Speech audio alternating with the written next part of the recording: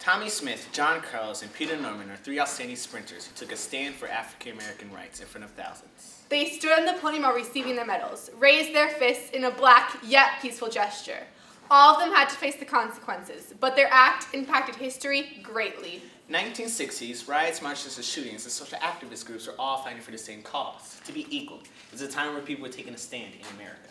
The Civil Rights Movement began as a peaceful protest, but turned more intense as people became impatient with slow change. More and more black Americans felt bitter towards the white power structure that denied them basic equality. They started to doubt the Supreme Court, who made rules again and again about black segregation being illegal.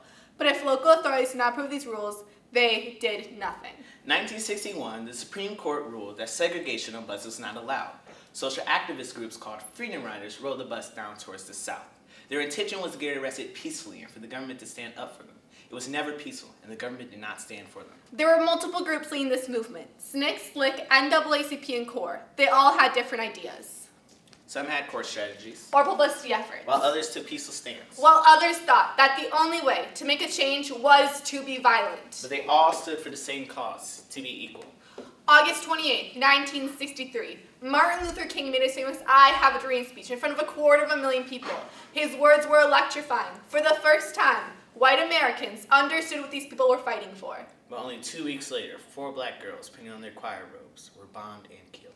1963. President Kennedy was assassinated, bringing all his hopes and dreams down with him. The young people had a bond with him that they now lost. They felt responsibility and terror to finish his goals. 1968 was probably the most dramatic year of them all. The Vietnam War intense things. February 8th, a civil rights protest at an all-white bowling alley. 3 college students are killed. April 6th, an explosion in Indiana kills 41 and injures 150. April 4th, Martin Luther King, the man that led peaceful protest to fight for what was right, was shot and killed. October 16th, Tommy Smith, John Carlos, and Peter Norman are 3 outstanding men who took a stand for the discrimination that blacks were facing in America. All of them had to face the consequences, but their act impacted history greatly. I am Tommy Smith. While attending Lemoore High School, I was voted the class most valuable athlete. I won 19.83 seconds in the 200-meter race. This was the first time the 20-second barrier was ever broken in the 200-meter race. I'm Peter Norman. I grew up in Australia in the Salvation Army. I started running a lot later than my fellow athletes, but I won second in the 1968 Olympics. I am John Carlos. I was born and raised in Harlem, New York. As a child, I experienced racism daily, but I was a gifted student-athlete and earned a full scholarship to East Texas University. It took me multiple years to be accepted into the Olympics, but in 1968, I won 3rd, behind my friend Tommy and an Australian sprinter named Peter. Tommy and John wanted to stand up for the discrimination that they were facing. Not only that, but the sports scholarships they received did not allow them to take the same classes as their fellow white students. And get this, San Jose College, where Tommy attended, forced African-American students to have a white friend to get an apartment on campus. Really? Yes, and this was after they were set free. When these athletes were on the field, they were champions. But when they returned to their lockers, they were nothing more than dirty blacks. They had to do something. Some months prior to the Olympics, they made a plan. We have to do this, John. It could really tell the people what we stand for. This is the Olympics. No, Tommy, your dad is crazy. We get shot right there on the podium. Hundreds and thousands of people will be watching. It's such a great opportunity. So many other people have fought for our rights in worse situations. They sacrificed so much to be equal. Don't you want the same? And yes, we might get shouted at or maybe even shot, but it'll show the people around the world exactly what we stand for. The civil rights movement has its ups and downs. What if we screw up? Our people have faced the negative side for so long, but we've only looked towards the positive. We fought for what was right. Now it's our turn to do the same. Fine, but our protest has to be peaceful. We have to have a symbol to represent and show what we stand for. We could wear black gloves, which symbolize strength, unity, defiance, and resistance. We could bring them to the Olympics and show black, yet peaceful power. So you've agreed? Yes, but that's if we win. We make a pact. If any of us wins the 200-meter race, then raise our fists in protest. Deal. Deal. They did win. Tommy coming in 1st, John coming in 3rd, and Peter Norman, an Australian sprinter, coming in 2nd. Peter Norman heard the idea and wanted to join, but instead of wearing the gloves along, he wore a badge to represent not black rights, but human rights salutes. Johnny and Tom received their medal shoeless to represent black poverty. Tommy wore a black scarf to represent black pride. John unzipped his jacket to acknowledge the blue-collar workers in the United States. John also wore a necklace of beads to represent those who were thrown off in the Middle Passage.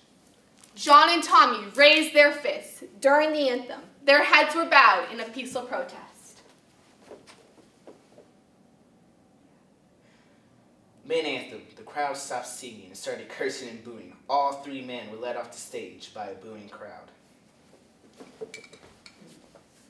A.V. Brandage, the president of the Olympic Committee, hated our protest for black civil rights. Of course he hated our protest, Tommy. Quoting him, political statements have no place in the Olympic Stadium. He says that, but when the Nazis made a salute, he had no objection whatsoever. Now that we raise our fists in protest, he goes crazy. His excuse is that the Nazi salute is a national one, therefore acceptable. Our salute is not of a nation, therefore unacceptable. I was actually called to talk to him in a few minutes. I understand that he does not support African American rights, but he must see that all we want is to be treated equally. It's time. I'll tell you what he said when I'm done. Avery Brundage is our boss. He is the Olympic Committee president, which means that he can do whatever he wants. He knew that we were going to protest before we did. He personally asked Jesse Owens to speak to the entire team about it. Jesse Owens, the famous African-American track star, why would an African-American who understands and experiences exactly how the white treat us want us to have a protest that will tell the entire world exactly how bad our situation is? Avery yelled at me about how our protest is embarrassing to the United States and the world. Then he went on by saying our act was ignorant and embarrassing to the entire United States. We were there to stand for black Americans. Our goal is to make their life better in the United States. I stand for the same thing, John. But Avery said he's going to suspend us from the Olympic team and strip us from our medals. Do you know what this means? He can't do that. Yes, he can. He's the International Olympic Committee president. He can do what he wants. The U.S. committee will never agree. I said the same thing, John. But Avery threatened to ban the entire U.S. sprinting team. We'll be gone by tomorrow. I was right. A day after we made our protest, both John Carlos and I were both suspended from the Olympic team. We had it easy. We were treated as heroes in the black community for sacrificing our personal glory for the cause. Peter Norman's the one who suffered the most. After the protest, he came home to Australia, hoping to be welcomed back with open arms after winning second in the 1960 Olympics. As soon as he got home, he was hated, excluded, ignored from his community. All for wearing a badge which in that I support the Project for Human Rights. I, along with Tommy and John, was thrown off my team and stripped from my medal. Tomorrow, I retire from the Olympics team officially. And home he remained, ignored, forgotten man, received death threats weekly.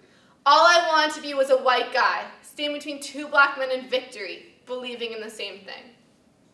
Our stand was meant to show people that we will fight for our right no matter what the consequences are, and hopefully we can make a change. Well, we didn't make a difference. Multiple articles were in that same week talking about our protest. All three of us would never imagine the impact our actions had.